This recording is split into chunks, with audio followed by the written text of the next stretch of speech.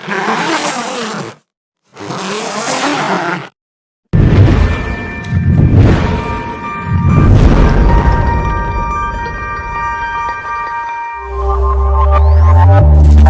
datang ke channel Umi Lawal bersama Ustazah Mardiah Hayati Abdul Rahman.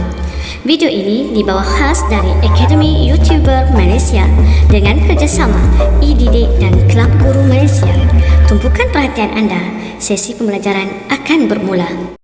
Bismillahirrahmanirrahim. Assalamualaikum warahmatullahi wabarakatuh. Alhamdulillah, bertemu kita sekali lagi dalam siri pelajaran bersama Ustazah Mahar atau Ustazah Mardiah.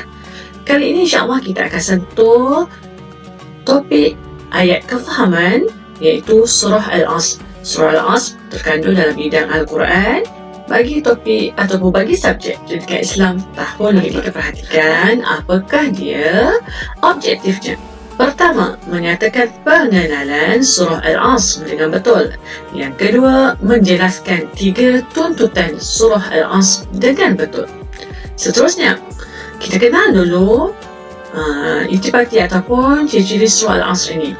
Yang pertama, surah ini merupakan surah yang ke-103. Dan surah ini mengandungi hanya 3 ayat.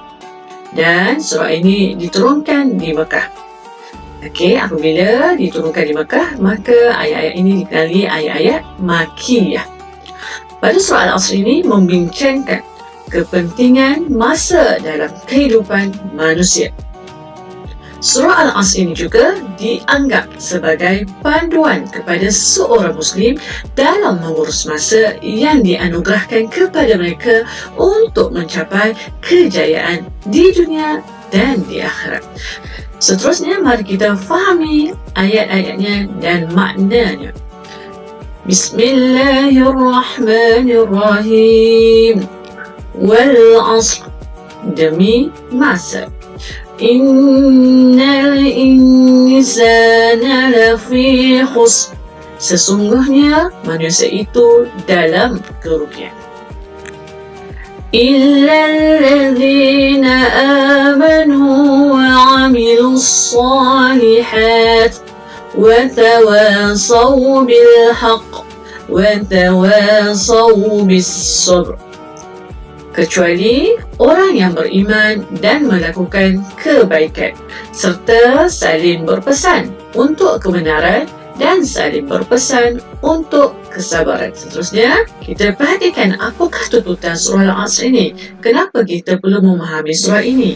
Apa yang diminta ataupun diseru kepada kita sebagai orang Islam? Okay, kita perhatikan satu demi satu ayatnya.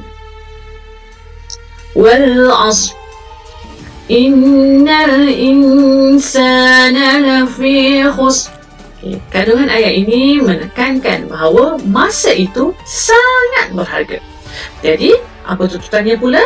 Kita hendaklah sentiasa menghargai masa dan tidak membazir masa dengan perkara yang sia-sia. Seterusnya, Illal ladzina amanu wa 'amilus shalihat. Kandungan ayat ini menceritakan kepentingan beriman dan berbuat kebaikan.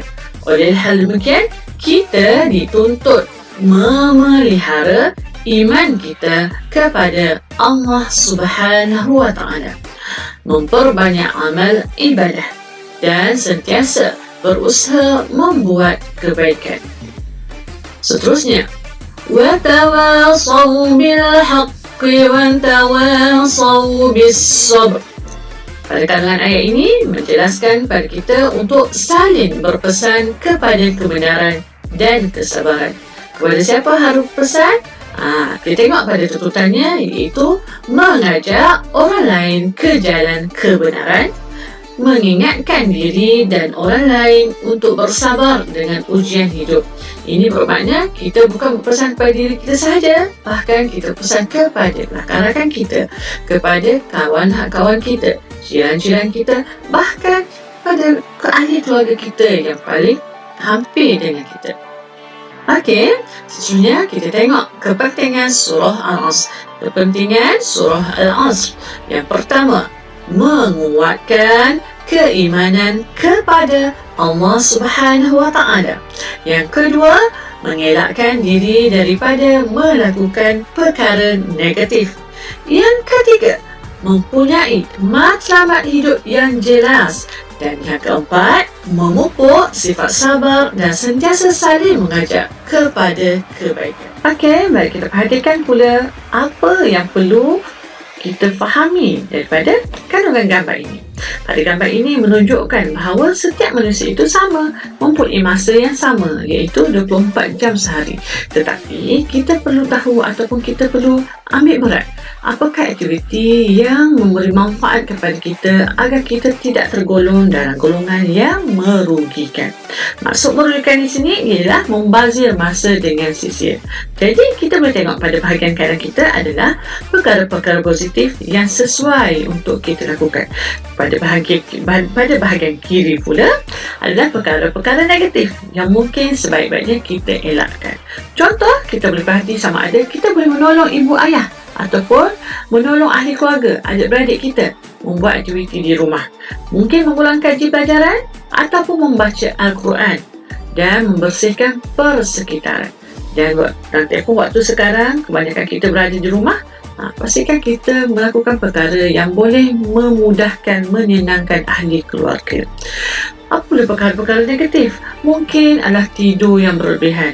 Kita sangat berjaga malam membuat aktiviti yang tidak sepatutnya, maka pada waktu siang kita banyak tidur, maka rugilah kita di situ. Ataupun kita mungkin bersukan ketika azan berkumandang. Ini adalah aktiviti yang tidak bagus.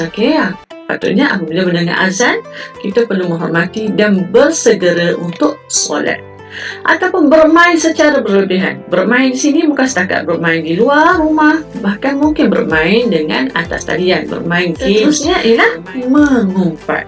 Perkara ini bukan setakat berdosa, bahkan boleh merenggangkan hubungan antara satu sama lain. Jadi, pilih aktiviti yang menarik, yang boleh mendatangkan aura positif dan menambahkan ilmu serta pengalaman untuk diri kita. Seterusnya, mari kita fahami hadis yang diriwayatkan oleh Al-Bukhari. An Ibn Abbas radhiyallahu anhu qala Nabi sallallahu alaihi wasallam ni'matani maghbunun fihima katsirun minan nas as-sihhatu wal thara.